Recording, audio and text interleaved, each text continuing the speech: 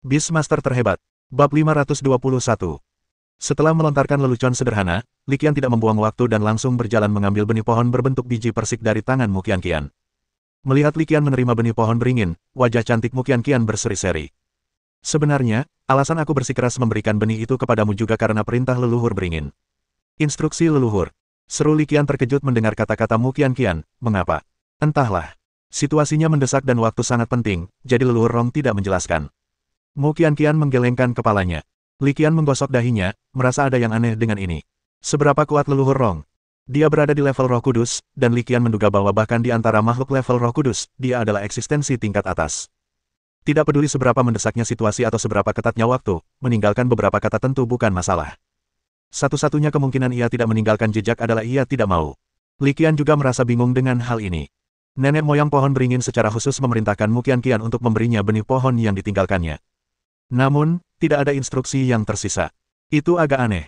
Sambil memegang benih pohon yang menyerupai biji persik dan berukuran sebesar telur puyuh, Li Qian dengan hati-hati memeriksanya dengan mengangkatnya ke arah cahaya.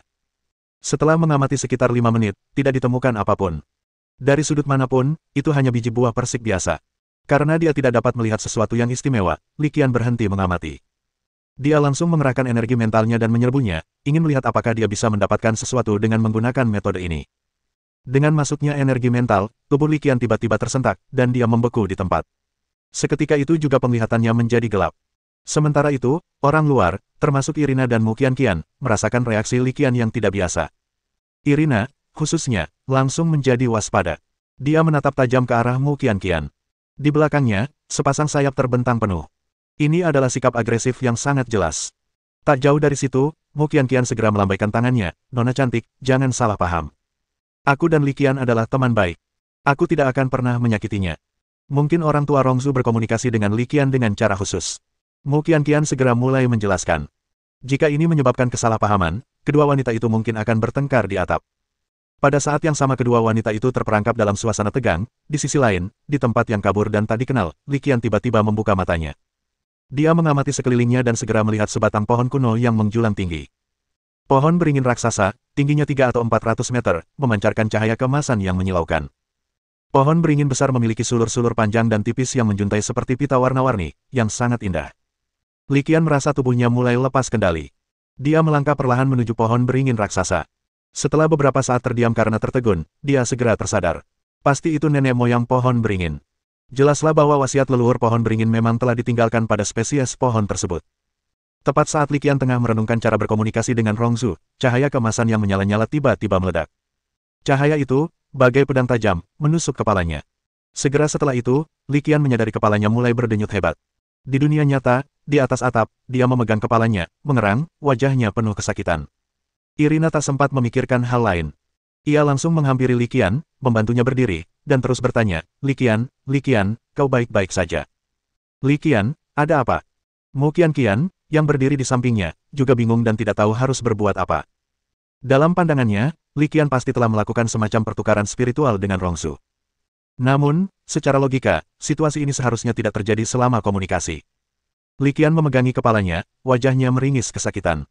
Dia berusaha keras menahan diri dan tidak membiarkan dirinya berteriak. Faktanya, dia sudah sepenuhnya terjaga saat itu. Justru karena dia sadar maka dia mampu mengendalikan sakit kepala hebatnya. Suara mendesing. Sekitar 2 menit kemudian, Li Qian tiba-tiba pingsan, seluruh tubuhnya terkulai ke lempengan beton atap. Dia menghela napas panjang, dan ekspresi santai akhirnya muncul di wajahnya. Rasa sakit luar biasa itu, seperti kepala yang dibor, akhirnya berakhir. Irina langsung angkat bicara, bertanya dengan nada khawatir, "Li Qian, apa kabar? Kamu baik-baik saja?" Li Qian berbaring di atas lempengan beton atap. Ia menatap Irina dan mengangguk. "Sekarang sudah baik-baik saja. Li Qian, apa sebenarnya yang terjadi barusan?" Mu Qianqian segera datang dan mendesak untuk mendapatkan informasi lebih lanjut. Li Qian terkekeh, dahinya masih dipenuhi butiran keringat. Akan tetapi, pada saat ini, sudut mulutnya terangkat hampir tak kentara. Mungkin masih ada peluang untuk perubahan di kota Yunlan. Sambil berbicara, Li Qian mengulurkan tangannya dan menunjuk ke arah utara. Di sana, sebuah susunan penjara besar, aneh, berwarna abu-abu gelap, menyerupai mangkuk terbalik, sedang beroperasi. "Hah?" Mu Qianqian sedikit terkejut dengan kata-katanya. Li Qian menopang dirinya di tanah dengan kedua tangannya dan tiba-tiba berdiri. Dia berlari kecil langsung menuju pintu keluar atap. Li Qian telah menemukan kunci untuk memecahkan kebuntuan. Akan tetapi, Ia tahu betul bahwa ia tidak dapat memecahkan kebuntuan itu sendirian. Dia perlu memobilisasi lebih banyak sumber daya. Khususnya, Zhao Zihuan, Mu Tianhua, dan kelompok petarung tingkat tinggi di kota Yunlan. Li Qian meninggalkan atap dengan tergesa-gesa dan kembali ke lobi di lantai atas. Mungkin aku punya caranya. Wajahnya penuh percaya diri. Dia menatap Zhao Zihuan dan berkata dengan keras. Suaranya tiba-tiba dan mengejutkan, membuat lobi atap gedung seketika hening. Semua orang menatapnya dengan aneh. Tatapan itu seakan berkata, apakah anak ini bodoh? Kelompok petarung papan atas dari kota Yunlan ini telah mendiskusikan hal ini begitu lama tanpa menemukan solusi apapun, jadi bagaimana mungkin Li Qian punya cara? Sekarang, seluruh kota Yunlan menghadapi kematian yang pasti. Kita telah memasuki jalan buntu. Tidak ada cara untuk menyelesaikannya. Zhao Zihuan juga melirik Li Qian dengan curiga. Namun, tidak seperti orang lain, ia memilih untuk mencoba apa saja, meskipun tampaknya sia-sia, dan langsung bertanya, metode apa? Ayo kita gunakan formasi naga 99 Yuan yang baru saja kau sebutkan. Kata Li Qian bersemangat. Ketika Zhao Zihuan mendengar saran Li Qian, sudut mulutnya berkedut tanpa sadar. Apa bedanya ini dengan apa yang baru saja dia katakan? Percayalah, Li Qian tidak banyak menjelaskan. Ia menatap semua orang, matanya penuh keyakinan. Sikapnya yang penuh percaya diri membuatnya tampak seolah-olah menyelesaikan masalah ini bukanlah tantangan sama sekali. Bab 522.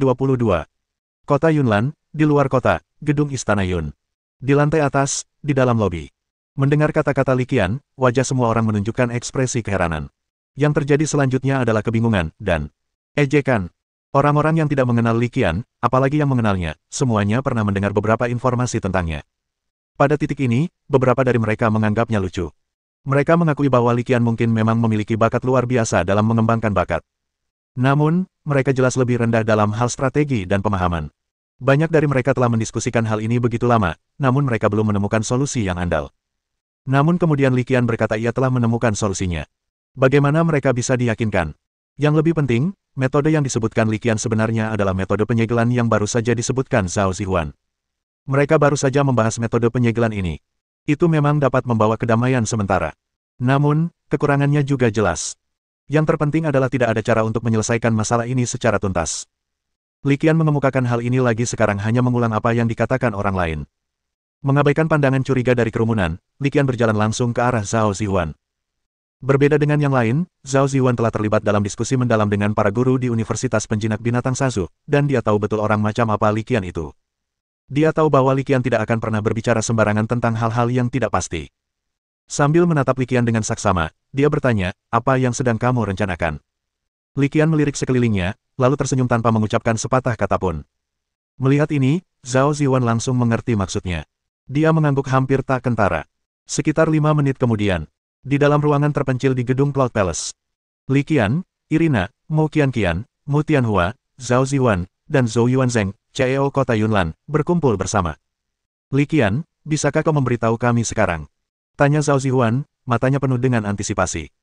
Baru saja, Kepala Sekolah Zhao menyebutkan bahwa selama formasi naga 99 Yuan terbentuk, formasi tersebut dapat menekan alam semua makhluk luar biasa di dalamnya dan menekan mereka di bawah Roh Kudus.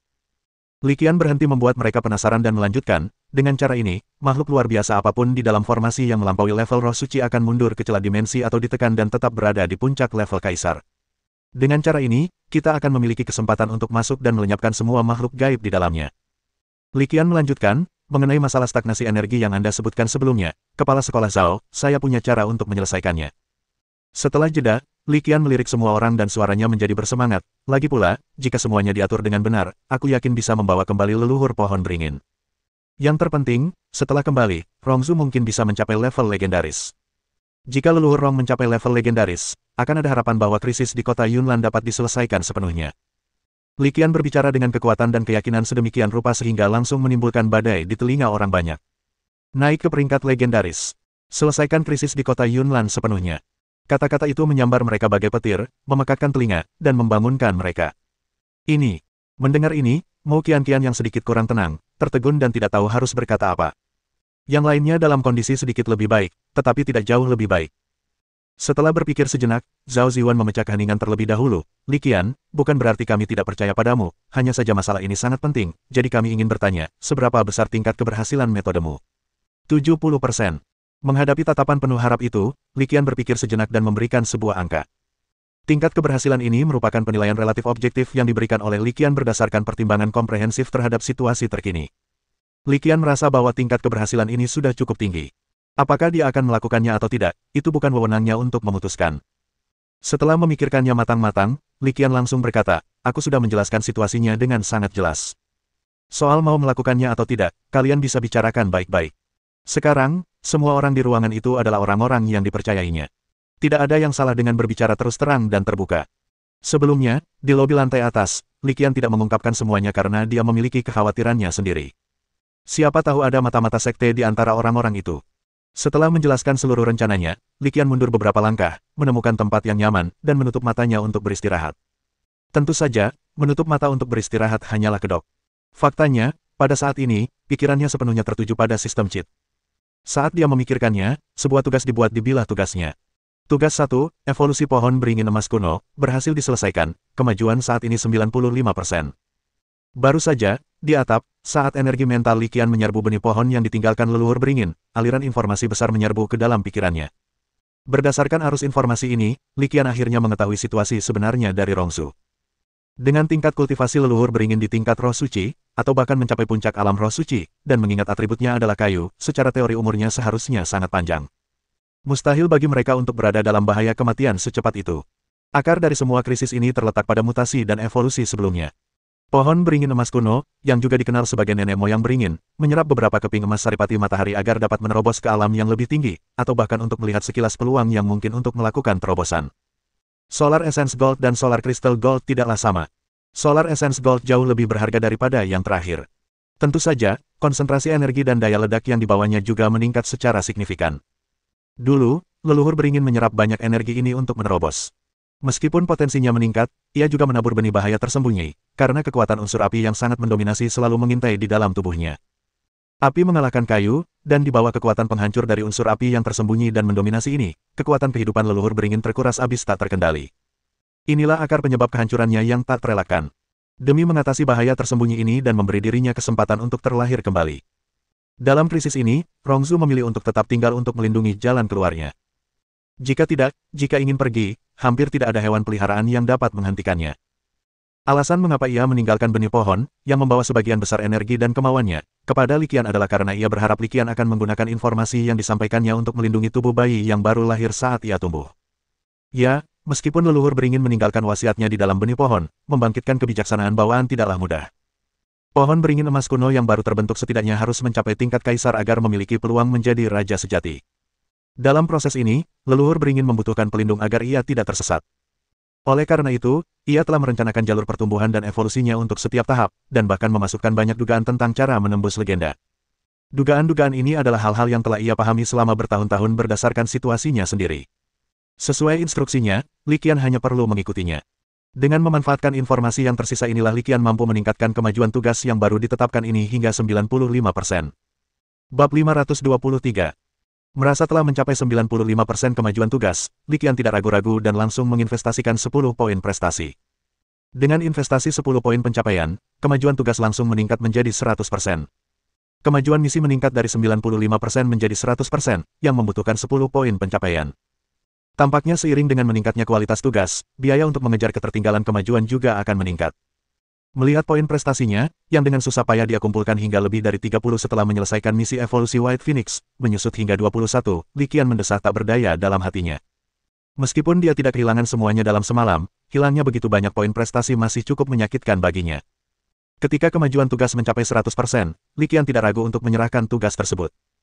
Tugasnya diserahkan, dan seperti yang diharapkannya, terlepas dari pengetahuan evolusi yang ditanamkan, baik kekuatan mental maupun poin pencapaiannya tidak berubah. Li Qian tidak terkejut. Ia segera mulai memeriksa pengetahuan yang telah diberikan kepadanya dan mulai mencerna serta menyerapnya. Sementara itu, tepat saat Li Qian mengundurkan diri dari pembicaraan utama dan mulai menerima pengetahuan dalam diam, di sisi lain, Mu Tianhua, Zhao Ziwan, dan Zhou Yuanzheng, kepala eksekutif kota Yunlan, sudah memulai diskusi sengit.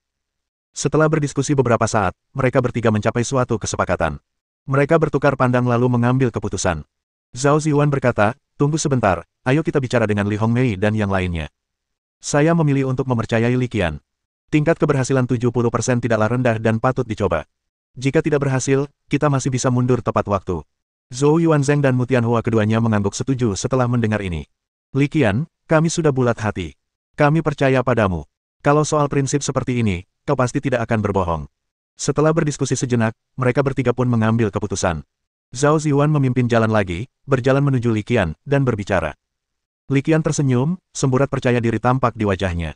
Kota Yunlan sudah seperti kampung halaman kedua saya, dan sudah menjadi kewajiban saya untuk mendukung kampung halaman saya ini.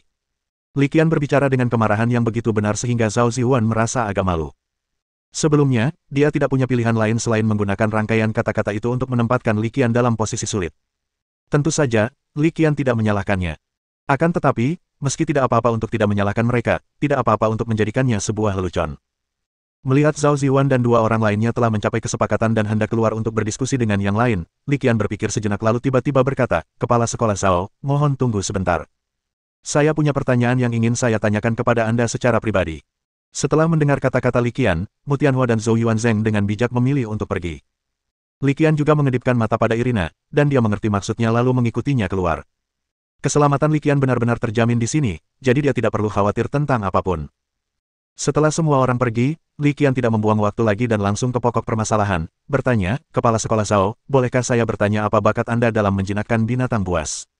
Mengajukan pertanyaan ini sebenarnya agak lancang. Namun, untuk memaksimalkan tingkat keberhasilan operasi, ia tetap mengajukan pertanyaan. Terlebih lagi, dia yakin jika segala sesuatunya berjalan lancar, Zhao Ziwan tentu tidak akan menolak masalah yang hendak dia ajukan. Dengan baik, Zhao Ziwan terkejut ketika mendengar Li Qian tiba-tiba mengajukan pertanyaan itu. Jelas, dia tidak tahu bahwa Li Qian telah menahannya sendirian karena alasan ini. Setelah terkejut sesaat, ia langsung menyadari apa yang sedang terjadi. Alih-alih menolak, ia justru berbicara terus terang dan jujur, "Bakatku dalam menjinakkan binatang buas sangat berbeda dari penjinak binatang buas lainnya. Bakat ini sangat istimewa dan disebut melanggar batasan. Sesuai namanya, artinya melanggar tabu dan melepaskan belenggu. Bakat saya dalam menjinakkan binatang buas tidak memberikan bonus apapun pada kekuatan tempur hewan peliharaan saya, tetapi dapat sangat mengurangi hambatan yang dihadapi hewan peliharaan saat mereka menerobos dan maju, serta meningkatkan tingkat keberhasilan terobosan dan kemajuan." Jawaban Zhao Ziwan membuat wajah Li Qian berseri-seri karena kegembiraan. Bukan karena kejujurannya. Sebaliknya, bakatnya dalam menjinakkan binatang buas dengan melanggar batasan sangat cocok dengan rencana masa depannya. Awalnya dia hanya bertanya sambil berpikir akan mencobanya. Berpikir bahwa meskipun bakat penjinak binatang tidak cocok, memiliki penjinak binatang masih dapat meningkatkan kemungkinan terobosan hewan peliharaan. Inilah sebabnya mengapa sebagian besar hewan peliharaan tidak menolak untuk membuat kontrak dengan penjinaknya. Akan tetapi, bakat Zhao Ziwan dalam menjinakkan binatang buas sangat cocok untuknya sehingga sungguh di luar dugaan. Ekspresi kegembiraan yang meluap-luap sudah menyebar di wajahnya. Itu hebat, benar-benar hebat. Dia mengeluarkan suara gembira, dan sembari berbicara, dia sudah mengulurkan tangannya. Di telapak tangannya, spesies pohon peninggalan leluhur beringin muncul kembali. Ini adalah spesies pohon peninggalan leluhur beringin. Dengan bantuan formasi naga 99 Yuan, aku yakin bisa menghidupkannya kembali, dan kemungkinan besar ia akan menembus belenggunya dan mencapai tingkat legendaris. Seperti yang sudah kukatakan sebelumnya, kemungkinan untuk berhasil maju adalah sekitar 70%, dan itu perkiraan yang konservatif. Pada titik ini, tatapannya menajam saat ia menatap Zhao Ziwan. Jika, dan maksudku jika, kau bisa membuat kontrak dengannya, dan dengan bakat penjinak binatangmu yang diperkuat oleh efek pelengkapnya. Kurasa tingkat keberhasilan untuk menerobos dan maju, dan akhirnya menyelesaikan krisis di kota Yunlan, bisa meningkat 20% lagi, mencapai setidaknya 90%. Meskipun Zhao Ziwan sudah memiliki beberapa tebakan ketika Li Qian mengajukan pertanyaan itu. Namun, ketika Li Qian mengungkapkan rencananya secara langsung, hati Zhao Ziwan masih dipenuhi keterkejutan. Li Qian sebenarnya ingin membuat kontrak dengan leluhur banyan keluargamu, berharap dapat menggunakan kesempatan ini untuk mencari terobosan. Memikirkan hal ini, dia tidak dapat menahan diri untuk tidak gemetar seluruh tubuhnya. Karena dia menemukan bahwa itu bukanlah situasi tanpa harapan. Sebaliknya, ia percaya bahwa peluang keberhasilannya sangat tinggi. Selain itu, ada satu hal lagi yang tidak ia sampaikan. Teman lamanya, anjing api 9 Netherworld, yang memiliki atribut kegelapan dan api, juga telah mencapai puncak alam Roh Kudus. Faktanya, jika bukan karena kendala kekuatan mentalnya sendiri, kemungkinan besar ia telah berhasil mencapai level legendaris. Jika aku dapat memanfaatkan kesempatan transformasi leluhur banyan untuk meningkatkan kekuatan spiritualku dan melepaskan diri dari belenggu, maka kali ini, aku mungkin akan memiliki dua binatang peliharaan legendaris sekaligus. Saya mampu secara langsung menekan krisis di kota Yunlan. Bahkan seluruh universitas penjinak binatang Yunlan akan mencapai tingkat baru karena kemajuannya. Karena memikirkan hal itu, tubuhnya tak kuasa menahan gemetar sedikit. Saya begitu gembira hingga hampir tidak dapat mengendalikan diri. Bab 524. Saran Li Qian sangat menarik bagi Zhao Zihuan, tetapi latar belakang dan pengalamannya tidak sederhana. Dia bukanlah seorang pemula yang tidak berpengalaman. Maka ia segera menenangkan riak-riak di hatinya. Ia menatap Li Qian dan langsung teringat masalahnya. Li Qian, harus kuakui saranmu memang sangat menggoda, tapi bukankah leluhur beringin adalah binatang pelindung keluargamu? Mendengar kata-katanya, Li Qian tersenyum tipis dan berkata, itu bukan urusanku. Bagaimana kau bernegosiasi dengan keluargamu adalah urusanmu. Setelah berkata demikian, dia melambaikan tangannya dan meninggalkan ruangan. Di luar ruangan, Irina dan Mu Qian sedang menunggu. Ketika Li Qian melihat mereka, dia tersenyum dan berkata, ayo pergi. Masalah ini sudah selesai, aku pulang. Irina mengangguk setelah mendengar kata-katanya, lalu diam-diam mengikutinya. Kembalinya Li Qian ke kota Yunlan kali ini bukan hanya tentang krisis keretakan dimensi. Ia juga perlu pulang dan mengunjungi keluarganya. Meskipun pangkalan kultivasi Jiaoyang di kota Lingshui tentu saja tidak akan terpengaruh untuk sementara waktu, karena kami telah tiba di kota Yunlan, kami perlu kembali dan mengunjungi orang tua kami. Mengenai kota Yunlan, Li Qian memperkirakan akan memakan waktu setidaknya 1 atau 2 hari bagi Zhao Zihuan untuk mencapai keputusan. Lebih jauh lagi, bahkan jika kesepakatan tercapai, pekerjaan persiapan masih akan memakan waktu. Karena itu, Li Qian tidak terburu-buru sama sekali. Berangkat lagi ke kota Lingshui, Li Qian tidak menaiki kereta api berkecepatan tinggi, melainkan terbang langsung ke sana dengan elang naga api, yang kekuatannya telah mencapai tingkat penguasa. Jauh lebih cepat daripada naik kereta kecepatan tinggi. Tepat saat Li Qian melakukan perjalanan ke kota Lingshui dengan elang naga api, di sebuah ruang rahasia di gedung Istana Awan, Zhao Zihuan tidak yakin bagaimana memulai percakapan dengan Mu Tianhua. Bagaimanapun, ini adalah binatang penjaga keluarga orang lain yang mereka minta. Setelah berpikir sejenak, Zhao Zihuan tertawa canggung dan memutuskan untuk mengatakan yang sebenarnya secara langsung. Begini, Li Qian baru saja memberi saran, dan begini. Berikutnya, Zhao Zihuan menghabiskan beberapa menit untuk menceritakan secara singkat seluk-beluk masalah tersebut. Setelah mendengarkan cerita Zhao Zihuan, Mu Tianhua terdiam, hatinya dipenuhi gejolak. Buatlah kontrak dengan leluhur Banyan dan gunakan bakat menjinakkan binatang buas untuk membantu leluhur Banyan menerobos. Ini benar-benar hal yang baik. Mencapai peningkatan 20% dalam tingkat keberhasilan sudah cukup luar biasa. Akan tetapi, setelah kontrak ditandatangani, Rongzu menjadi binatang peliharaan Zhao Zihuan, yang membuatnya sangat berkonflik. Berpikir dalam hati, menimbang untung ruginya. Waktu tidak bertahan lama, dan Mu Tianhua segera membuat keputusan. Saya setuju. Bila sarangnya terbalik, tidak ada telur yang tersisa utuh. Bila kulitnya hilang, di mana bulunya akan menempel. Setelah hidup selama bertahun-tahun, Mu Tianhua adalah pria yang bijaksana dan berpengalaman, dan dia memahami beberapa prinsip lebih baik daripada orang lain. Kota Yunlan adalah rumah sebenarnya bagi keluargamu. Jika kota Yunlan terpaksa direlokasi, keluargamu pasti akan menderita pukulan berat untuk beberapa waktu. Selain itu, ada satu hal lagi yang sangat penting. Antara binatang penjaga keluarga tingkat Sein dan bantuan seorang penjinak binatang legendaris, mana yang lebih bermanfaat bagi perkembangan keluarga? Mu Tianhua justru condong ke yang terakhir. Lagi pula, setelah mencapai level legendaris, baik penjinak binatang maupun hewan peliharaan akan mengalami transformasi. Baik kekuatan maupun umur akan mengalami perubahan yang luar biasa. Bayangkan seperti apa masa depan jika Zhao Zihuan berhasil menembus belenggu dan memasuki level legendaris, sambil tetap mengandalkan binatang pelindung keluarga. Tidaklah berlebihan jika dikatakan bahwa keluarga Yunlanmu akan menjadi kekuatan kedua setelah Universitas Penjinak Binatang Yunlan dan pemerintah di masa depan. Terakhir, ada pertimbangan yang lebih mendalam. Jika Li Qian memiliki kemampuan untuk membantu Rongzu, apakah itu berarti dia juga memiliki kemampuan untuk membantu Erzu menerobos? Tingkat kekuatannya memang seperti itu. Perjalanannya masih panjang sebelum mencapai titik terendahnya. Dia pasti tidak akan punya kesempatan untuk mengejar terobosan leluhur Rong kali ini. Namun leluhur kedua berbeda. Begitu kekuatan leluhur kedua mencapai puncak tingkat Roh Kudus, ia yakin ia dapat memasuki tingkat itu juga. Jika jalur kemajuan yang matang tersedia, dia akan mencobanya apapun yang terjadi. Namun, mencobanya tidak semudah itu. Formasi naga 99 Yuan berisi berbagai macam sumber daya evolusi langka, yang mungkin tidak dapat dikumpulkan oleh keluargamu sendiri. Namun, dengan bantuan seorang penjinak binatang legendaris, situasinya akan berbeda. Berdasarkan pertimbangan ini, Mu Tianhua tidak berpikir lama sebelum segera memberikan jawaban. Senyum muncul di wajahnya. Kepala sekolah Zhao, karena ada hal baik seperti itu, keluarga Yunlanmu kami akan memberikan dukungan penuh. Tanpa jeda, dia melanjutkan, kepala sekolah Zhao telah bekerja keras selama bertahun-tahun untuk kota Yunlan kita. Bla bla bla, Mu Tianhua melontarkan serangkaian pujian panjang. Zhao Zihuan adalah seekor rubah tua yang licik. Dia dapat dengan mudah memahami maksud Mu Tianhua. Dia segera memberikan jaminannya, Patriarkmu, yakinlah, jika aku cukup beruntung untuk maju ke level legendaris, aku akan selalu mengingat kebaikan keluargamu. Ini adalah bantuan yang besar, dan Zhao Zihuan tahu betul bahwa keluargamu tidak akan setuju kecuali dia berjanji untuk memberikan sesuatu sebagai balasannya. Jangan tertipu oleh kata-kata manis Mu Tianhua. Itu semua hanya sandiwara. Yang terpenting, dia tahu bahwa keluargamu dan Li Qian sangat dekat. Jika dia benar-benar dapat menggunakan krisis ini untuk melepaskan diri dari batasannya dan naik ke status legendaris, posisi dan identitas Li Qian akan mengalami transformasi. Dia tahu betul bahwa menjaga hubungan baik dengan Li Qian adalah penting. Apakah Universitas Penjinak Binatang Yunlan dapat membuat kemajuan lebih lanjut di masa mendatang mungkin bergantung pada masalah ini. Dia tidak punya pilihan selain menanggapinya dengan serius. Mereka berdua kemudian berdiskusi sejenak, dan setelah hampir sepakat mengenai segala hal, barulah mereka bersiap keluar dan mendiskusikannya dengan yang lain. Saat hendak pergi, Mu Tianhua tiba-tiba berkata, "Ngomong-ngomong, saran pribadiku adalah, selain kita berdua dan Li Qian, sebaiknya jangan beritahu orang keempat tentang ini." Setelah mendengarkan saran Mu Tianhua, Zhao Ziwan berpikir sejenak, lalu mengangguk dengan serius. Ia berkata dengan penuh syukur, "Tuanmu memang sangat bijaksana. Masalah ini tidak pantas diketahui banyak orang. Masalah ini dapat ditangani bersamaan dengan pembentukan penyegelan. Kalaupun tidak terungkap, tidak akan ada pengaruhnya. Sebaliknya, jika hal itu terekspos, kemungkinan besar akan menimbulkan banyak perubahan yang tidak diharapkan." Saat ini, organisasi-organisasi sesat telah menyusup ke berbagai bidang, dan mereka tidak dapat menjamin bahwa tidak ada oknum yang busuk di antara tokoh-tokoh berpangkat tinggi di aula luar. Jika mereka mengetahui bahwa formasi penyegelan juga dapat menciptakan penjinak binatang legendaris, itu akan menjadi bencana. Mereka mungkin melakukan tindakan putus asa atau mengambil risiko. Oleh karena itu, strategi terbaik adalah tetap diam dan merahasiakannya.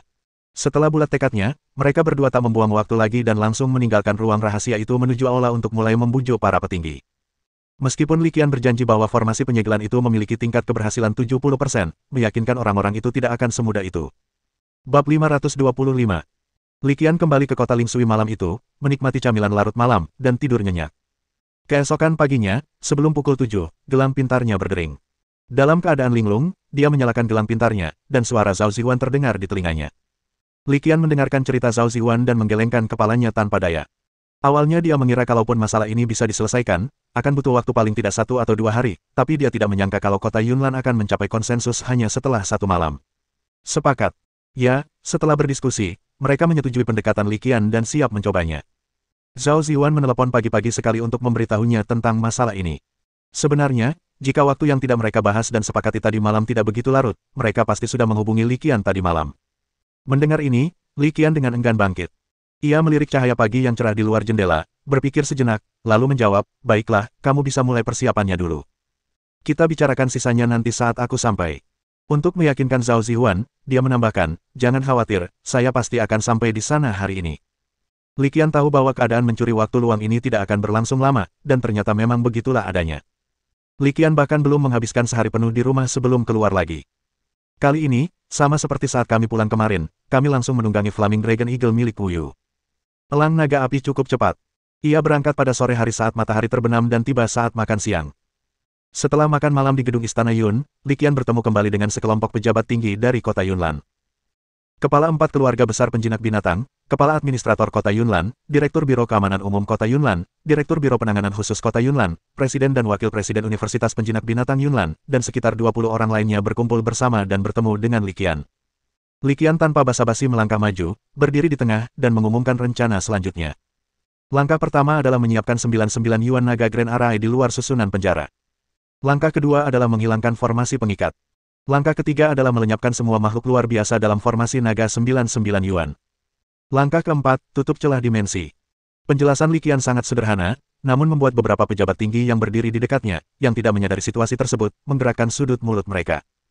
Jika ini sesederhana yang Anda bayangkan, seperti menaruh gajah di dalam lemari es, itu akan sempurna.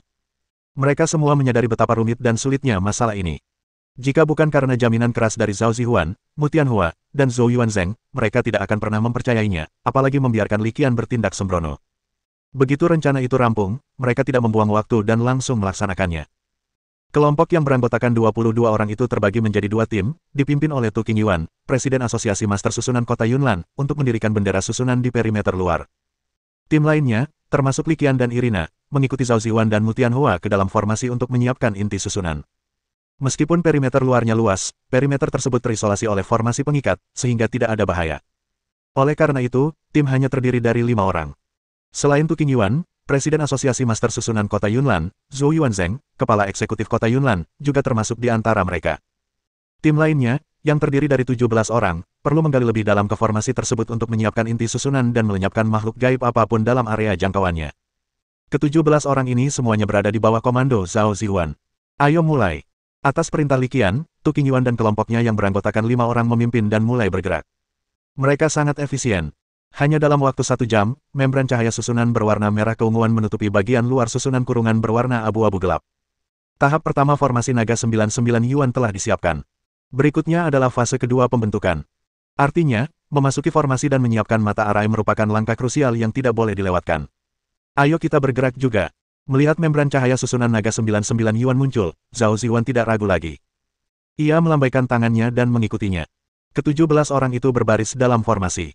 Feng Xijun, wakil presiden Asosiasi Master Arai Kota Yunlan, berkata dengan ekspresi serius, setelah arai naga 99 Yuan terpasang, energinya akan mulai terakumulasi. Jika mata arai tidak dapat dipasang tepat waktu untuk melepaskannya, seluruh arai akan meledak paling lama dalam waktu setengah jam karena akumulasi energi. Dia melirik semua orang dan kemudian melanjutkan, jadi kita hanya punya waktu setengah jam untuk melaksanakan misi kita. Setelah mendengar penjelasan Feng Xijun, ekspresi semua orang menjadi lebih serius. Di bawah kepemimpinannya, ke-17 orang itu mulai berlari dengan kecepatan yang sangat cepat. Sementara itu, Feng Xijun sendiri memegang kompas khusus dan mulai mencari inti susunan tersebut. Melihat jarum pada kompas khusus, Feng Xijun tak berani menunda sedetik pun. Begitu menemukan arahnya, ia berlari secepat mungkin. Raungan, raungan, raungan. Wah, kicau kicau kicau. Petik 2. Di dalam formasi itu, langit diselimuti selaput tipis, membuatnya tampak abu-abu dan kabur. Penghapusan susunan pengikat dan pemasangan susunan naga 99 Yuan mungkin tidak terlihat oleh makhluk luar biasa di bawah tingkat roh suci. Namun, berbeda halnya bagi makhluk luar biasa yang telah mencapai tingkat roh suci. Mereka segera merasakan pengaruh penindasan dunia ini terhadap mereka. Mereka menekan kekuatan mereka hingga ke puncak level kaisar. Jadi mereka mulai meraung karena gelisah. Semuanya, hati-hati.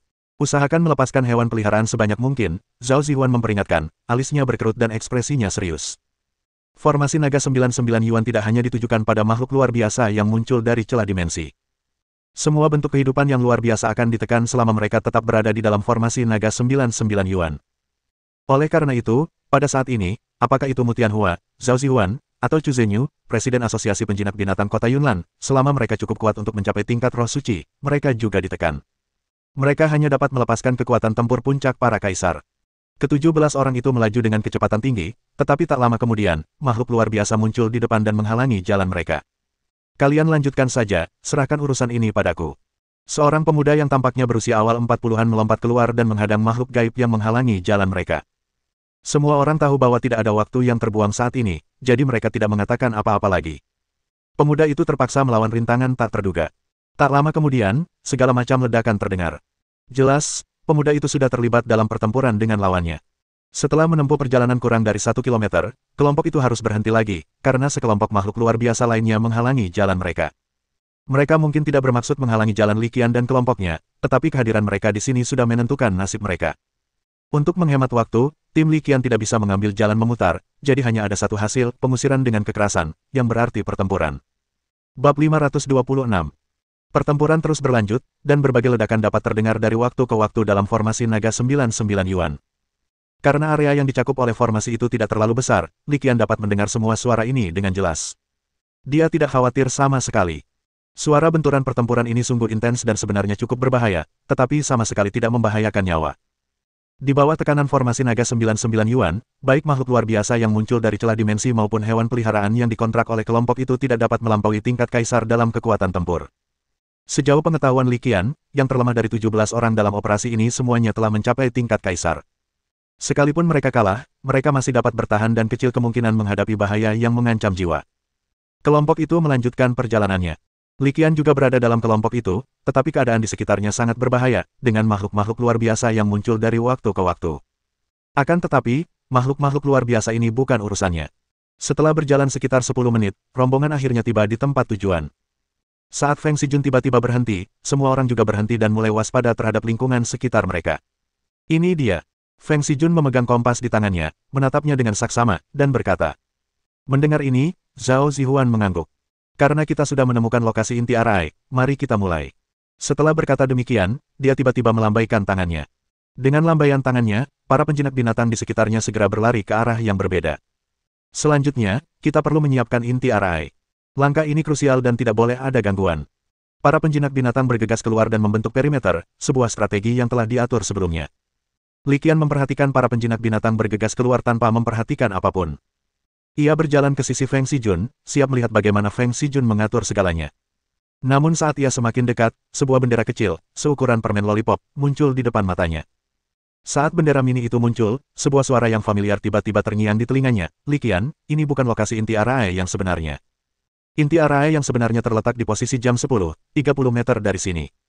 Ambil bendera kecil ini, tanamlah, dan Anda akan menyelesaikan langkah terakhir dari persiapan ini. Li Qian tertegun sejenak ketika mendengar pesan telepati di telinganya. Suara yang terngiang di telinganya terasa sangat familiar, dan ia langsung mengenalinya. Suara itu tak lain adalah Feng Xijun di depannya. Mendengar transmisi ilahi ini, Li Qian tidak bergerak sama sekali, melainkan melirik Zhao Zihuan di sampingnya tanpa disadari. Zhao Zihuan bertukar pandang dengannya, lalu mengangguk sedikit. Melihat ini, Li Qian langsung mengerti artinya. Tanpa ragu, ia mengambil bendera itu, yang hanya seukuran permen lollipop, dan berpura-pura melihat sekeliling dengan rasa ingin tahu. Arah yang sedang dilihatnya adalah tempat di mana Feng Xijun baru saja mengiriminya pesan telepati. Faktanya, Li Qian bingung setelah operasi dimulai. Operasi yang begitu rahasia, begitu penting dan krusial, tidak direncanakan dengan cara lain. Mereka baru saja melakukannya secara terbuka. Tidakkah mereka khawatir tentang anggota sekte yang menyusup dan menimbulkan masalah? Sekarang tampaknya Zhao Zihuan dan kelompoknya telah mempertimbangkan hal ini. Taktik berpura-pura melangkah satu langkah sambil diam-diam melangkah ke langkah berikutnya, jika digunakan dengan baik, tidak hanya dapat menyelesaikan pengaturan formasi dengan lancar, tetapi juga dapat mengungkap beberapa oknum yang tidak bertanggung jawab. Sekalipun tidak ada oknum yang jahat dan tidak ada anggota aliran sesat yang menyusup, pengaturan ini tidak akan menimbulkan kerugian apapun. Setelah mengetahui keseluruhan cerita, Li Qian tak dapat menahan diri untuk mengangguk kecil pada dirinya sendiri. Li Qian berpura-pura acuh tak acuh. Ia melihat sekeliling dan berkeliling, lalu segera mendekati tempat Feng Xijun mengiriminya pesan telepati. Selagi mengamati, Li Qian tanpa sadar mengeluarkan bakat penjinak binatang buasnya, mata penglihatan sejati. Dengan menggunakan True Sight, Li Qian mampu dengan jelas melihat aliran energi dahsyat di sekelilingnya. Akan tetapi, justru karena dia merasakan aliran energi di sekelilingnya, ditambah dengan dasar-dasar formasi yang dijelaskan Tu Qingyuan sebelum operasi, dan pengetahuannya sebelumnya tentang formasi, Li Qian menyadari ada yang tidak beres. Dia memperlambat langkahnya hampir tak terasa dan mulai mengamati dengan saksama. Tetapi bagaimanapun dia melihatnya, dia tidak dapat mendeteksi adanya fluktuasi energi yang signifikan di lokasi yang disebutkan Feng Xijun. Menurut Tu Qingyuan, mata susunan adalah titik pelepasan energi dari seluruh susunan naga 99 Yuan. Alasan mengapa formasi hebat ini dapat menekan semua makhluk luar biasa di luar tingkat kaisar di dalamnya terletak pada prinsip ekstraksi energi. Energi yang diekstraksi terakumulasi di mata Arae ini. Secara teoritis, pada saat ini, arus energi di mata Arae seharusnya sangat kuat dan bergejolak. Namun, setelah mengamati area tersebut beberapa kali dengan saksama, Li Qian menyimpulkan bahwa meskipun aliran energi di tempat yang ditunjukkan Feng Xijun tidak stabil, namun tidak ganas. Ini adalah fenomena yang sangat tidak normal. Saat Li Qian fokus mengamati, dua pikiran telah muncul dalam benaknya. Hanya ada dua kemungkinan hasil jika hal ini terjadi. Pertama, persepsi seseorang salah. Kompleksitas formasi naga 99 Yuan ini melampaui pemahaman saya. Inti formasi sebenarnya tidak tampak sama sekali di permukaan. Kedua, ada masalah dengan Feng Xijun, wakil presiden asosiasi Master Arae Kota Yunlan. Dia sengaja menipu dirinya sendiri, memainkan permainan mata-mata dalam mata-mata. Jika tebakan Li Qian benar, lokasi itu mungkin lebih dari sekadar penanda yang salah. Kedua skenario itu mungkin terjadi. Tak satu pun dari keduanya dapat dikesampingkan. Saat dia merenungkan ini, Li Qian sudah mengambil keputusan. Dia berpura-pura acuh tak acuh dan terus berjalan, sambil diam-diam memberitahu Zhao Zihuan melalui telepati. Li Qian tidak bisa menjamin apapun tentang orang lain, tetapi dia 100% yakin tentang Zhao Zihuan. Kepala sekolah Zhao, mungkin ada masalah dengan tempat ketua Feng baru saja mengirimi saya pesan telepati. Saya akan pergi dan mencobanya. Anda awasi semuanya. Setelah bertukar beberapa kata dengan Zhao Zihuan, Li Qian tidak membuang waktu lagi dan langsung mulai bekerja. Pada saat yang sama, saat Li Qian mengambil tindakan, Zhao Zihuan, yang telah menerima pesan telepati, sudah berjaga secara rahasia. Mengenai keselamatan Li Qian, dia tidak terlalu khawatir. Karena dia berani mencoba, dia pasti mempunyai kartu truf yang dapat menyelamatkan hidupnya. Dia tidak ragu bahwa Li Qian punya kartu truf di lengan bajunya. Bagaimanapun juga, ia adalah bakat yang hanya muncul sekali dalam satu abad, yang diolah oleh Universitas Penjinak Binatang Pulau Pasir. Wajar jika sekolah lebih memperhatikan para jenius dan memberi mereka beberapa keuntungan. Li Qian perlahan mendekat, dan di tangannya, bendera yang seukuran permen lollipop itu telah memanjang tertiup angin dan menjadi bendera berukuran normal. Tanpa ragu sedikit pun, Li Qian mengambil bendera itu dan menancapkannya dengan kuat di tempat yang ditunjukkan Feng Xijun. Bab 527. Tepat saat Li Qian menancapkan bendera susunan di tangannya di lokasi target, ledakan dahsyat tiba-tiba terdengar, diikuti oleh kepulan asap dan debu ke angkasa. Ledakan itu terjadi bukan di tempat lain, tetapi di mata formasi, tempat Li Qian berada. Karena peringatan Li Qian sebelumnya, Zhao Zihuan telah memperhatikan kejadian ini dengan saksama. Ketika ia melihat ledakan tiba-tiba itu, jantungnya berdebar kencang. Tepat saat dia bersiap untuk bergegas menyelamatkan, suara Li Qian terdengar lagi di tengah kepulan asap. Kepala sekolah Zhao, bergeraklah. Mendengar suara ini, Zhao Zihuan sangat gembira. Li Qian masih bisa mengirimkan suaranya saat ini, yang berarti ia tidak dalam bahaya besar. Setelah Li Qian lolos dari bahaya, Zhao Zihuan segera mengalihkan perhatiannya kembali ke masa kini. Ia mengulurkan tangannya, dan sebuah pedang panjang sederhana tiba-tiba muncul di tangannya. Dengan jentikan pergelangan tangannya, dia memutar pedang panjang itu, dan kemudian, dalam sekejap mata, menusukkannya ke punggung Feng Xijun, yang berdiri di dekatnya. Namun, tepat ketika Zhao Zihuan mengira dia bisa membunuh pengkhianat yang bersembunyi dalam bayangan, tubuh Feng Xijun tiba-tiba menjadi transparan.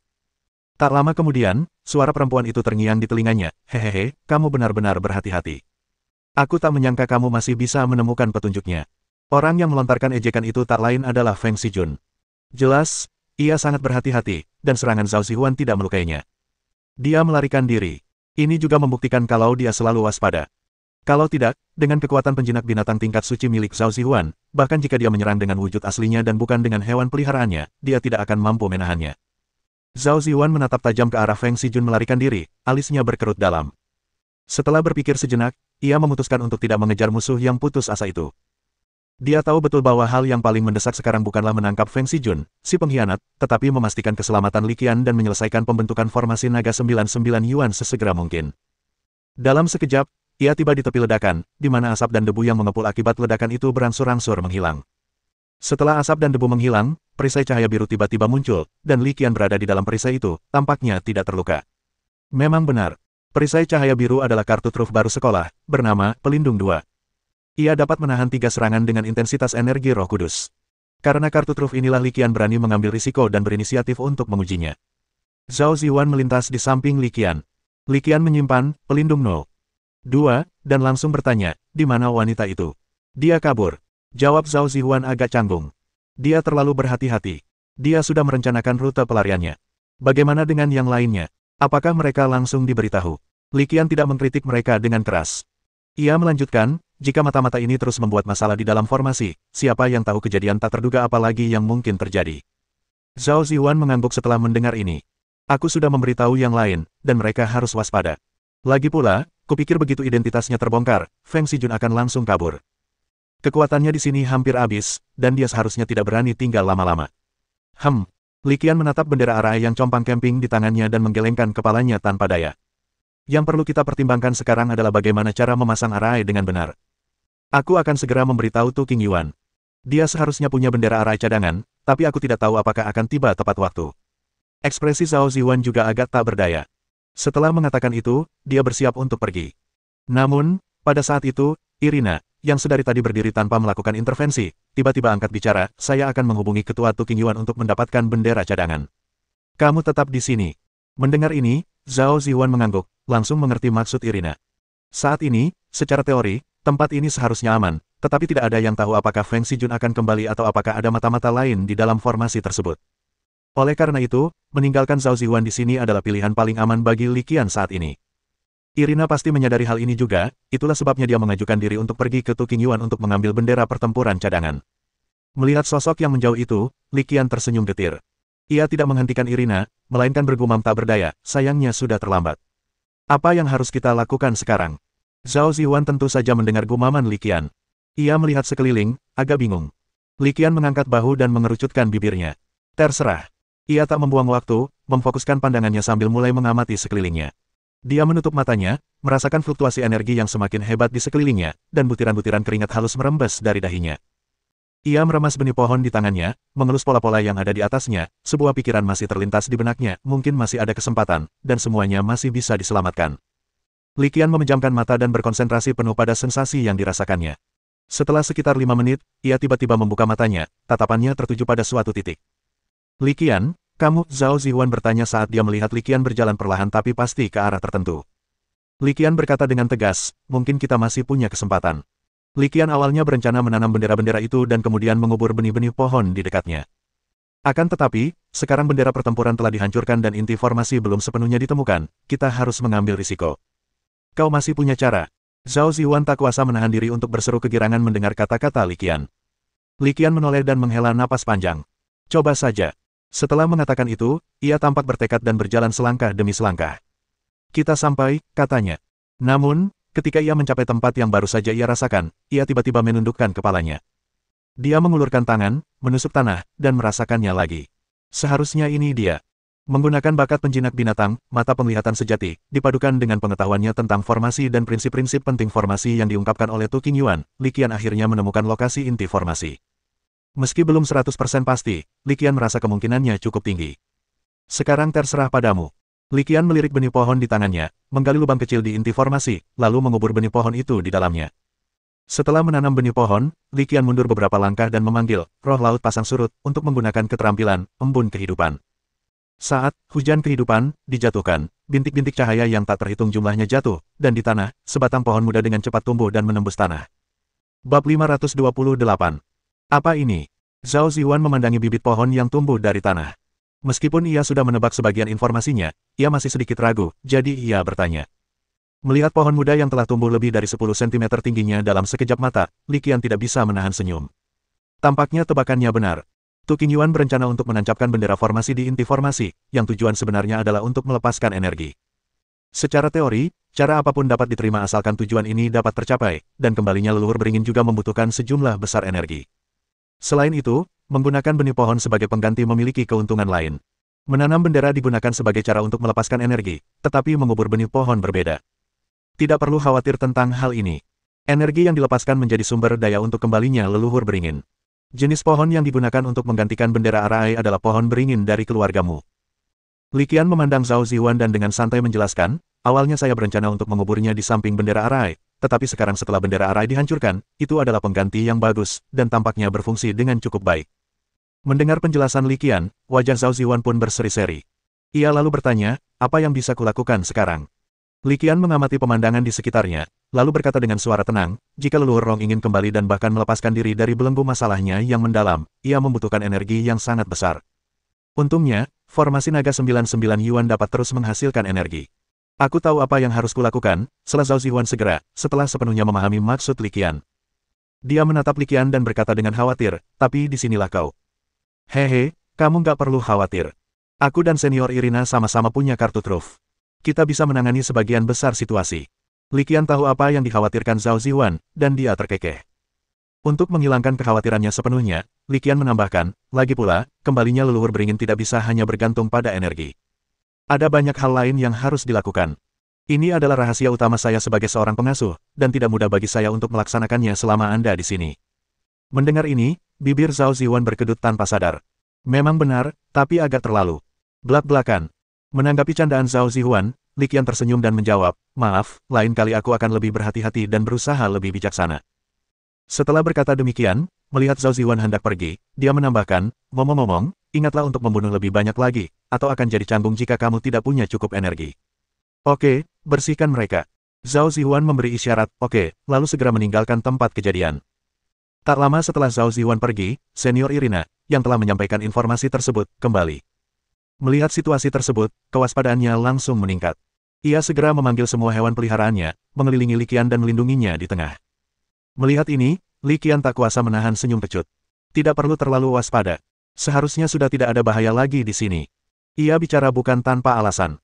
Saat ini, hanya ada dua kemungkinan bahaya bagi mereka, yaitu makhluk-makhluk luar biasa yang muncul dari celah dimensi dan mata-mata yang bersembunyi di balik bayangan. Makhluk luar biasa yang muncul dari celah dimensi diburu oleh para penjinak binatang luar, termasuk Zhao Zihuan dan kelompoknya. Sangat sedikit yang mampu mendekati mereka. Mengenai mata-mata, setelah rencana Feng Xijun gagal dan Feng Xijun melarikan diri, Li Qian yakin bahwa meskipun masih ada beberapa, mereka tidak akan maju pada titik ini. Kalau memang benar ada mata-mata yang tidak tahu apa-apa, itu malah akan menjadi hal yang baik bagi Li Qian. Tidak ada bedanya dengan menghancurkan diri sendiri. Lebih baik mencegah daripada menyesal. Irina tidak menunjukkan tanda-tanda akan lengah. Ia menatap Li Qian dan berkata dengan serius. Melihat ini, Li Qian tidak berkata apa-apa lagi. Ia duduk bersila dan mulai menatap tajam. Sementara itu, di sisi lain, pohon muda itu tumbuh dengan kecepatan yang luar biasa. Saat pohon muda itu tumbuh, garis-garis emas halus mulai muncul di tubuhnya. Ini adalah tahap remaja pohon beringin emas purba, yang dikenal sebagai beringin benang emas. Baru ketika benang emas menutupi seluruh pohon, tahap pertama evolusinya dapat dimulai. Setelah berevolusi, pohon beringin emas menjadi pohon beringin emas, yang merupakan bentuk kedua dari pohon beringin emas kuno. Li Qian menatap tajam, tak lagi memperhatikan sekelilingnya. Ia mengerahkan bakat telepati-nya semaksimal mungkin dan segera merasakan kesadaran yang samar. Itulah kesadaran Rongzhu yang baru terbentuk, dan Li Qian mulai mencoba berkomunikasi dengannya menggunakan telepati. Mungkin karena kesadarannya baru terbentuk, ia bersikap sangat ramah terhadap Li Qian, yang membuka matanya tepat di sampingnya dan mempertahankan sikap lembut selama proses tersebut. Komunikasi itu tidak berlangsung lama, dan mereka menjadi teman baik. Di bawah bimbingan Li Qian yang disengaja, kesadaran baru lahir dari leluhur beringin mulai menyerap energi secara terus-menerus, dan batang pohonnya tumbuh semakin kuat. Dari lahir hingga sekarang, hanya 1 jam berlalu, dan bayi Rongzhu yang baru lahir telah tumbuh setinggi sekitar 1 meter. Terlebih lagi, Li Qian dapat dengan jelas merasakan bahwa laju pertumbuhan nenek moyang beringin yang baru lahir masih terus meningkat. Tak lama kemudian, 3 jam berlalu dalam sekejap mata, dan pohon beringin baru itu telah tumbuh setinggi sekitar 5 meter, tak jauh berbeda dengan bangunan 2 lantai. Li Qian mengamati dengan saksama, dan pada suatu saat ia terkejut saat mengetahui bahwa nenek moyang beringin yang baru lahir itu diselimuti benang emas. Melihat ini, Li Qian tidak ragu lagi. Ia segera bertindak dan menuangkan sebotol cairan emas yang diekstrak dari rumput emas. Mungkin khawatir jumlahnya tidak cukup, Li Qian menuangkan 2 botol langsung ke akar pohon beringin. 2 botol cairan emas, masing-masing berkapasitas 1000 ml. Bahan evolusi ini sebagian besar berasal dari rumput emas, dikombinasikan dengan sekitar 10 tanaman luar biasa lainnya. Meskipun tidak dianggap sangat berharga, harganya juga tidak murah. Bahan luar biasa ini dibutuhkan untuk mengembangkan pohon beringin emas menjadi pohon beringin emas. Atau, lebih tepatnya, emas cair dikembangkan khusus untuk evolusi pohon beringin emas. Saat ini, material luar biasa ini tidak memiliki kegunaan lain selain mendorong evolusi pohon beringin emas. Nilai emas cair tidak terlalu tinggi, yang sebagian disebabkan oleh keterbatasan di area ini. Cakupan penerapannya memang agak sempit. Saat 2 botol cairan keemasan dituangkan, cahaya evolusi yang cemerlang tampak jelas muncul dari tubuh leluhur beringin. Cahaya evolusi tidak bertahan lama, hanya bertahan sekitar 5 menit sebelum padam. Setelah cahaya evolusi padam, sebatang pohon beringin raksasa, tingginya 10 meter, memancarkan cahaya keemasan dan berdaun keemasan, muncul di hadapan Li Qian. Ini adalah pohon beringin emas yang baru tumbuh, yang juga merupakan bentuk evolusi kedua dari pohon beringin emas kuno. Pada titik ini, Li Qian dapat melihat lebih jelas bahwa kesadaran Rongzhu yang baru terbentuk telah agak matang. Itu kira-kira setara dengan anak berusia 7 atau 8 tahun. Tingkat pertumbuhan seperti ini, yang sangat jelas terlihat oleh mata telanjang dan tampak seperti 10 tahun dalam sekejap mata, disajikan dengan sangat gamblang kepada Li Qian, yang membuat Li Qian merasa agak terkejut. Bab 529. Saat energi terus mengalir masuk, Li Qian dapat dengan jelas merasakan bahwa fluktuasi energi di sekitarnya mulai stabil. Aliran energi ditelan, seperti lembu lumpur yang memasuki laut, dan melonjak liar menuju lokasi leluhur beringin. Li Qian merasakannya dan menyadari bahwa hanya karena leluhur beringin telah menggunakan keahlian khusus, 8 atau 9 dari 10 esensinya terkandung dalam benih pohon tersebut. Jika tidak, pohon beringin emas biasa tidak akan mampu menahan lonjakan energi yang begitu dahsyat dan laju pertumbuhan yang luar biasa. Li Qian menatap tajam, ingin melihat reaksi Rongzhu. Dari situasi saat ini, semuanya tampak normal, tidak ada yang aneh. Tentu saja, meski begitu, Li Qian tidak berani lalai sedikitpun. Setelah mengalami evolusi gagak emas berkaki 3, ia tahu betul bahwa pekerjaan evolusi tingkat ini tidak dapat menoleransi kelalaian sekecil apapun. Di bagian tengah formasi, pohon beringin emas terus tumbuh dan meluas. Li Qian mempertahankan kondisi telepati sepanjang waktu, mengawasi dengan ketat situasi kesadaran pohon beringin emas. Kesadaran pohon beringin emas cukup baik, bahkan memancarkan gelombang emosi gembira. Li Qian terus memperhatikannya dengan saksama, dan dia tahu betul bahwa pohon beringin emas ini merupakan pengecualian. Tak terukur oleh akal sehat. Kalau itu pohon beringin emas biasa, mungkin sudah meledak dan mati sejak lama. Bahkan tidak diperlukan pengujian. Artinya pola evolusi ini hampir mustahil ditiru pada pohon beringin emas lainnya. Saat Li Qian merenung, pohon beringin emas telah tumbuh dari sekitar 5 meter menjadi 15 atau 16 meter tingginya. Pada ketinggian tersebut, dan seluruh tubuhnya memancarkan cahaya keemasan yang menyilaukan, ia terlihat sangat mencolok. Melihat hal ini, para penjinak binatang yang bertarung di pinggiran menjadi lebih termotivasi. Kebanyakan dari mereka tidak menyadari apa yang telah terjadi, tetapi situasinya jelas, dan jelas, berkembang ke arah yang positif. Adapun Zhao Zihuan, Mu Tianhua, adik laki-laki Mu Tianhua, dan Mu Tianyu, orang terpenting kedua dalam keluargamu, yang tahu persis apa yang telah terjadi, mereka tidak dapat menahan diri untuk menunjukkan antisipasi mereka. Bisakah leluhur beringin benar-benar mencapai level legendaris? Mu Tianyu hanya mendengar hal ini dari kakak laki-lakinya. Ia memandangi pohon beringin emas di tengah formasi dan bergumam dalam hati. Kita harus menyediakan lebih banyak energi. Zhao Zihuan memahami logika dasar evolusi. Ia tahu apa yang paling dibutuhkan evolusi, jadi ia memerintahkan hewan peliharaannya untuk menyerang makhluk luar biasa tingkat Sein tanpa ragu. Tidak, karena ditekan oleh formasi, makhluk luar biasa ini hanya dapat mengerahkan kekuatan tempur seorang kaisar puncak. Meskipun dia hanya bisa mengeluarkan kekuatan tempur puncak seorang kaisar, dia masih jauh lebih mudah untuk dihadapi. Pikiran untuk memiliki kesempatan maju ke level legendaris membuat jantungnya berdebar kencang. Ini semua adalah pekerjaan yang mereka lakukan untuk diri mereka sendiri, jadi bagaimana mungkin mereka tidak memberikan semuanya. Di sisi lain, Tu Qingyuan, yang segera bergegas setelah menerima berita itu, tak dapat menahan diri untuk tidak menggerakkan bibirnya ketika melihat pohon beringin emas yang tingginya 15 atau 16 meter. Sudah lama sekali, apa yang kau lakukan di sini? Li Qian berkata dengan agak kasar kepada Tu Qingyuan yang bergegas mendekat. Sebenarnya, masalah Feng Xijun tidak ada hubungannya dengan Tu Qingyuan, tetapi Li Qian tetap tidak senang akan hal itu. Wanita itu berhasil menyelinap tepat di bawah hidung mereka. Jika tidak, operasi ini tidak akan menemui begitu banyak perubahan yang tidak diharapkan. Maaf, bendera arai cadangan juga dirusak oleh wanita itu, Feng Xijun. Aku sudah mengerahkan orang untuk melenyapkannya sesegera mungkin, tapi aku tidak bisa berbuat apa-apa. Aku bergegas secepat mungkin, tapi tetap saja aku tidak sempat. Tu Qingyuan sangat memahami kemarahan Li Qian, dan ia berkata dengan agak canggung. Jika masalah ini akhirnya gagal, dia akan menanggung banyak kesalahan. Tentu saja, jika berbicara secara tegas, dia tidak bisa sepenuhnya disalahkan. Dia tidak bisa sepenuhnya lepas dari tanggung jawab ketika bawahannya menimbulkan masalah. Setelah menggerutu sejenak, Li Qian terus mengamati. Faktanya, baru saja, sekitar 10 menit kemudian, setelah tidak melihat seorang pun membawa bendera cadangan, Li Qian sudah menduga bahwa sesuatu mungkin telah terjadi pada Tu Qingyuan juga. Sekarang, setelah mendengar penjelasan Tu Qingyuan, hanya dapat dikatakan bahwa itu mengonfirmasi dugaannya sendiri. Baiklah, aku sudah menemukan pengganti bendera arai. Li Qian melambaikan tangannya dan menjelaskan dengan santai. Saat kau membawa bendera pertempuran, semuanya sudah terlambat. Tu Qingyuan sedikit tersipu setelah mendengar keluhan Li Qian. Lalu, apa yang bisa kulakukan? Ayo kita berburu makhluk luar biasa. Kata Li Qian tanpa banyak berpikir, semakin banyak semakin baik. Li Qian tahu betul bahwa meskipun energi di pusat formasi sekarang melimpah dan kuat, itu masih jauh dari cukup untuk memenuhi energi yang dibutuhkan oleh leluhur beringin untuk akhirnya menerobos belenggu. Dalam formasi naga 99 Yuan ini, hanya ada satu cara untuk memperoleh energi. Yaitu dengan terus-menerus memburu makhluk luar biasa, formasi tersebut secara alami akan mengubah kembali makhluk luar biasa yang jatuh menjadi energi murni dan memasukkannya kembali ke dalam formasi. Tu Qingyuan mendengarkan instruksi Li Qian dan bergegas keluar tanpa ragu. Tak lama kemudian, ia pun terjebak dalam pertempuran. Seiring dengan semakin banyaknya penjinak binatang yang sangat terampil bergabung dalam formasi, jumlah makhluk luar biasa di dalamnya terus berkurang. Akhirnya, perlahan-lahan, hanya makhluk luar biasa pada tingkat Sein yang tersisa. Meskipun mereka tidak dapat melepaskan kekuatan makhluk setingkat Santo, fondasi mereka masih berupa fondasi makhluk setingkat Santo, dan kekuatan tempur mereka jauh melampaui makhluk setingkat Kaisar biasa. Di dalam formasi, pertempuran berlangsung sengit, tetapi area dekat pusat luar biasa tenang. Pohon beringin emas telah memasuki masa pertumbuhan pesat. Pohon ini terlihat tumbuh dengan kecepatan sekitar setengah meter per menit. Pada saat yang sama, dapat dirasakan dengan jelas bahwa aura penindasannya semakin menguat.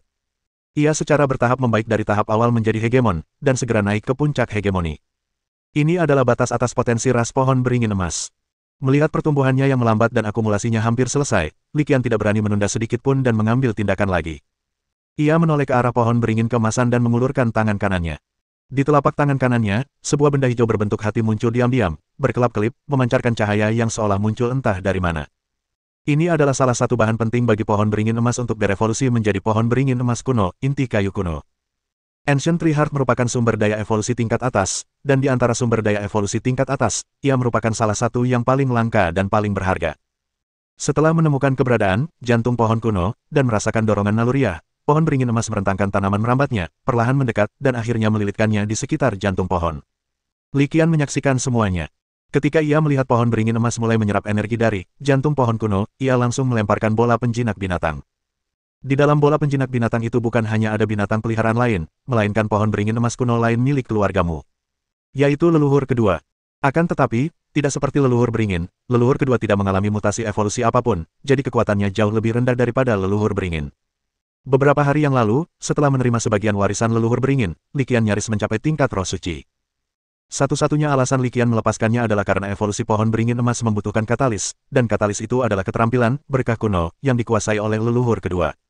Bab 530. Ketika Li Qian pertama kali mendengar berita bahwa leluhur kedua telah menerobos ke tingkat roh suci, dia sedikit terkejut. Seandainya celah dimensi itu tidak muncul, krisis di alam rahasia Shenran pasti sudah teratasi. Sayangnya, manusia berencana, Tuhan yang menentukan. Leluhur kedua adalah sesuatu yang telah dipersiapkan Li Qian dan Mu Tianhua sejak lama, dan itu juga merupakan salah satu syarat bagi keluargamu untuk mendukung Zhao Zihuan. Tentu saja, dari segi efek saja, skill Ancient Blessing, apapun dapat diterima.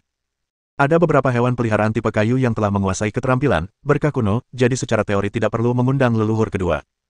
Namun, karena keluargamu mengajukan diri untuk tugas itu, Li Qian tentu saja tidak akan menolak. Lagi pula, leluhur kedua adalah pohon beringin emas kuno tingkat Sein, dan tingkat kemahiran keterampilan berkah kuno yang dimilikinya jelas tidak rendah. Karena keluargamu telah mengajukan diri, Li Qian tentu saja gembira melihat hal itu terjadi. Keterampilan berkah kuno tingkat tinggi dapat meningkatkan tingkat keberhasilan evolusi sampai batas tertentu. Leluhur kedua dilepaskan. Itu adalah pohon beringin emas kuno, ukurannya kira-kira sama dengan pohon beringin emas asli. Tentu saja, Li Qian tahu betul bahwa ini hanyalah tipuan. Leluhur kedua, yang telah menguasai keterampilan yang relevan, hanya menunjukkan skala sebesar ini. Jika itu dilepaskan sepenuhnya, siapa yang tahu seberapa besar ukuran aslinya? Leluhur kedua, tolong gunakan jurus berkah kuno. Li Qian memberi perintah, sambil menatap pohon beringin emas kuno yang telah dilepaskan. Kedua nenek moyang pohon beringin emas kuno sangat kuat, tetapi Li Qian tidak mempedulikan hal itu dalam hal evolusi. Dalam hal ini, dia selalu merasa bahwa dirinya lah yang berwenang. Selama itu merupakan evolusi yang dipimpin oleh diri sendiri, setiap orang harus mendengarkan ide-idenya sendiri. Mendengar ini, leluhur kedua tidak ragu-ragu atau berbicara, tetapi diam-diam melepaskan keterampilan berkah kuno. Saat semburan cahaya seperti cahaya bintang bersinar ke bawah, pohon beringin emas, yang telah mencapai batas potensi rasialnya, tiba-tiba memancarkan cahaya evolusi yang menyala-nyala. Evolusi telah dimulai. Dari pohon beringin emas ke pohon beringin emas dan kemudian ke pohon beringin emas kuno, ini semua adalah jalur evolusi yang diketahui telah lama dikuasai oleh keluargamu. Akan tetapi, bagi pohon beringin emas kuno yang sederhana, mencapai tingkatan Roh Kudus adalah batasnya. Hampir mustahil untuk mencapai level berikutnya. Justru karena keterbatasan potensi ras, nenek moyang Banyan terpaksa mencoba mutasi dan evolusi. Salah satu cara untuk melakukannya adalah dengan menyerap energi dari emas murni matahari. Padahal, jalan ini bukanlah sesuatu yang ia dan kepala keluargamu saat itu ciptakan secara tiba-tiba. Itulah isi yang terekam dalam ukiran batu evolusi yang mereka gali di dalam reruntuhan selama percobaan mereka di alam dimensi. Menurut spekulasi mereka, ukiran batu tersebut mencatat proses evolusi lengkap pohon beringin emas kuno. Sayangnya, ukiran batu itu sudah dalam keadaan rusak saat mereka menemukannya. Banyak informasi penting yang hilang. Evolusi Ficus Ancestor menjadi pohon ficus emas kuno yang bermutasi terjadi dalam situasi pemahaman yang terbatas. Justru karena pemahaman yang dangkal inilah evolusi memiliki kelemahan yang besar. Jika tidak, menurut prasasti di batu itu, setelah evolusi berhasil, potensinya seharusnya mampu menembus ke level legendaris, dan tidak akan meninggalkan kekurangan berupa kehilangan kekuatan hidupnya. Keluargamu telah mengembangkan banyak pohon beringin emas kuno melalui jalur evolusi yang matang ini, jadi Li Qian tidak khawatir sama sekali tentang apakah evolusi ini akan berhasil. Ternyata, memang tidak ada yang perlu dikhawatirkan. Setelah cahaya evolusi memudar, pohon beringin emas kuno yang baru, hampir identik penampilannya dengan leluhur kedua, muncul di hadapan Li Qian. Karena evolusinya yang telah selesai, pohon beringin emas kuno yang baru telah berhasil menembus ke tingkat kaisar. Ia bergetar, lalu sesosok wajah manusia muncul di batang pohon. Pada wajah manusia raksasa itu, sepasang pupil perlahan terbuka. Setelah mencapai tingkat kaisar, leluhur beringin juga mendapatkan kembali ingatannya. Ia menatap Li Qian dan berbicara dengan suara lembut, "Aku ingat kamu. Namamu Li Qian, kan?" Mendengar ini, dahi Li Qian berkerut karena jengkel. "Bukankah kamu meminta Mu Qian untuk memberiku bibit pohon itu? Bagaimana mungkin kamu tidak tahu namaku?" Li Qian hanya dapat menghubungkannya dengan fakta bahwa Rong Zhu baru saja bangun dan masih agak linglung. "Aku tak pernah menyangka benih pohon yang kutinggalkan akan berakhir di tanganmu." Rong Zhu melanjutkan sambil mendesah. Li Qian tidak menjawab. Lebih penting lagi, ia merasa apa yang dikatakan Rong Zhu hanyalah omong kosong, dan ia tak tahu harus berkata apa. Lebih baik diam saja. Setelah menyampaikan beberapa komentar, leluhur Rong mengalihkan pandangannya ke leluhur R di sampingnya. "Rong Xiao R, aku tidak menyangka akan melihatmu di sini," kata Rong Zhu. Setelah mendengar pidato Rong Zhu kepada leluhur kedua, Li Qian berusaha keras menahan tawanya. Apa sebenarnya Rong Xiao R? Lagi pula, itu hewan peliharaan tingkat Sein, hewan penjaga keluarga.